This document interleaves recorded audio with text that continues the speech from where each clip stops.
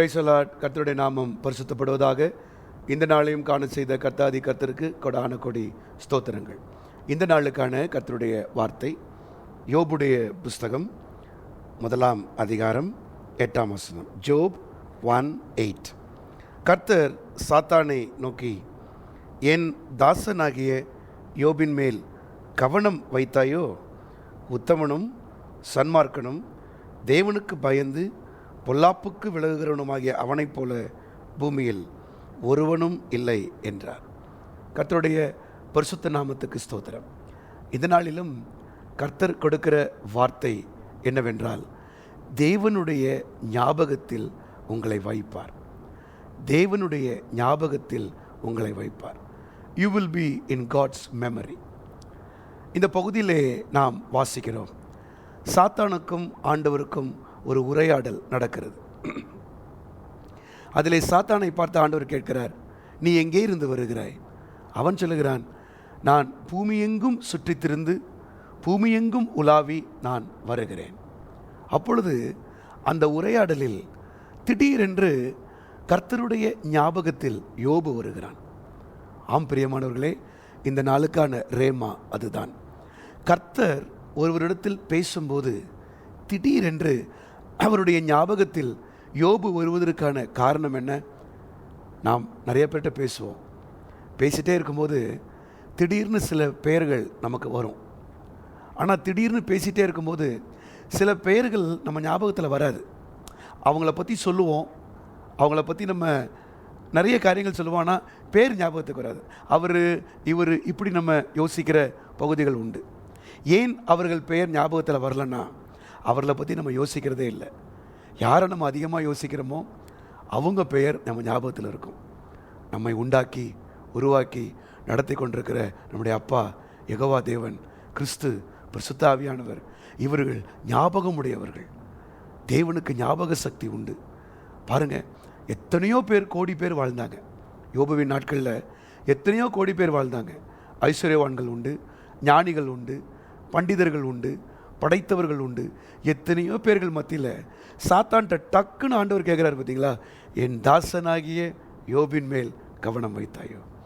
அப்படின்னா ஆண்டவருடைய ஞாபகம் முழுவதும் யோபு நிறைந்திருந்தான். ஆம் பிரியமானவர்களே, வேதமும் அதை தான் சொல்லுகிறது. கர்த்தர் நம்மை நினைத்திருக்கிறார், அவர் உங்களை ஆசீர்வதிப்பார். கர்த்தருடைய நினைவில் நம்ம இருக்கணும். யோபுவை கர்த்தர் யோசிச்சிட்டே இருந்ததுக்கு, யோபுவை கர்த்தர் நினச்சிட்டே இருந்ததுக்கு காரணங்கள் உண்டு. அது ஆண்டவரே சொல்கிறாரு. யோபு ஏன் என் மனசில் இருக்கிறான்? யோபு யோபு யோபு ஏன் என் மனசில் இருக்கிறான்? முதல்ல இந்த யோபு யார்? உத்தமன், an upright man. அவன் உத்தமன். உங்கள் வாழ்க்கையிலையும் உத்தமத்தை மாத்திரம் காத்துக்கொள்ளுங்க.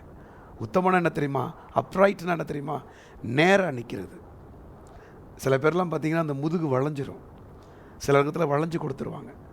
ஆண்டவருக்காக சில இடங்களில் வளைஞ்சு கொடுப்பாங்க. ஆண்டவருக்காக சில இடத்துல என்ன பண்ணிவிடுவாங்க? சில பேரை மனிதர்களுக்காக, உறவுகளுக்காக கர்த்தரை விட்டு கொடுத்துருவாங்க. இப்படிப்பட்ட உலகம் இது. ஆனால் அப்படிப்பட்ட உலகத்தில் கர்த்தரை விட்டு கொடுக்காம ஸ்ட்ரைட்டாக நிற்கிறான் பாருங்க, அப்ரைட் மேன். பிசாசு மனைவியின் மூலமாக பேசினப்போ கூட, என் தேவனுக்கு விரோதமாய் நான் எப்படி செய்வேன்? என் கர்த்தரை விட்டு கொடுக்க மாட்டேன். அதான் ஆண்டவர் சொன்னார், அவன் என் ஞாபகத்தில் இருக்கிறான். 2, யோபு எப்படிப்பட்டவன்? சன்மார்க்கன். மற்றவங்களுடைய பார்வைக்கு தன்னை உத்தமனாக வச்சுக்கிட்டான். எப்போதுமே சமுதாயத்திற்கு, சங்கத்திற்கு, குடும்பத்தில், தெருக்களில், வேலை பார்க்குற இடத்துல, ஊழியத்தில், விசுவாசிகள் மத்தியில் சன்மார்க்க ஜீவியம் வாழணும்.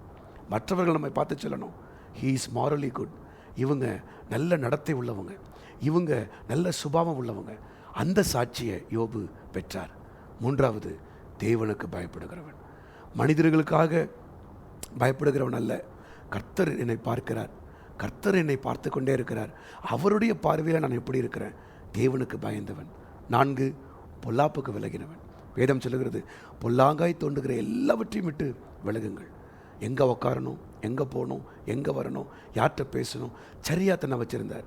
இந்த 4 காரியங்கள் யோபுவிடத்தில் இருந்தபடியால் கர்த்தர் யோபுவை தன்னுடைய ஞாபகத்தில் வைத்திருந்தார். இந்த காலவெளியிலும் உங்களை கர்த்தர் ஞாபகத்தில் வைப்பார். நடந்தது என்ன தெரியுமா? யோபுவுக்கு கர்த்தர் ஒரு 6 மாதம் இந்த பாதையில் நடத்தினார், துன்பத்தின் பாதையில். ஆனால் 4 தலைமுறைக்கு யோபுவை கர்த்தர் ஆசீர்வதித்தார். யோபு நெடுநாள் வாழ்ந்து பூரண வயதுள்ளவனாய் 4 தலைமுறைகளை பார்த்து கர்த்தருடைய ராஜ்யத்துக்கு போனார். இந்த காலவேளையிலும் கர்த்தர் உங்களுக்கும் இந்த ஆசீர்வாதத்தை தருவாராக. தேவனுடைய ஞாபகத்தில் நீங்கள் இருப்பீர்கள். கர்த்தர் உங்களை ஆசீர்வதிப்பார். ஜெபிப்போமா? பிதாவே, இந்த காலவேளையிலும் எங்களை தாழ்த்தி ஒப்புக் கொடுக்கிறோம். உம்முடைய ஞாபகத்தில் எங்களை வைத்துக் கொள்ளுங்க அப்பா. உம்முடைய நினைவில் நாங்கள் இருந்தால் போதும். மனிதர்கள் மறக்கலாம், உலகம் மறக்கலாம். ஆண்டவரே, ஒத்தாசை செய்வேன் என்று சொன்னவர்கள் மறந்தே போகலாம். ஆனால் உம்முடைய ஞாபகத்தில் நாங்கள் இருக்கிறபடியால் கொடான கொடி ஸ்தோத்திரம். அதில் நாங்கள் இருப்பதற்கு உத்தமனாயும் சன்மார்க்க ஒரு வாழ்க்கை வாழவும், உமக்கு பயப்படவும், பொல்லாப்புக்கு விலகவும் கர்த்தர் எங்களுக்கு உதவி செய்வீராக. இந்த கிருபையை, இந்த இரக்கத்திலே இந்த காலவேளையில் நம்முடைய பிள்ளைகள் கெஞ்சி மன்றாடி உம்மிடத்திலிருந்து பெற்றுக்கொண்டு எப்பொழுதும் உங்கள் ஞாபகத்தில் நாங்கள் காணப்படும்படியாய் கர்த்தர் உதவி செய்யுங்க. அப்படியே கர்த்தர் செய்கிறபடியால் கொடான கொடி ஸ்தோத்திரம். துதிகன மகிமையெல்லாம் உமக்கு செலுத்துகிறோம். இயேசுவின் நாமத்தில் கேட்டுக்கொள்கிறோம் நல்ல பிதாவே. ஆமேன், ஆமேன், ஆமேன். God bless you. கர்த்தர் உங்களை ஆசீர்வதிப்பாராக. ஆமேன்.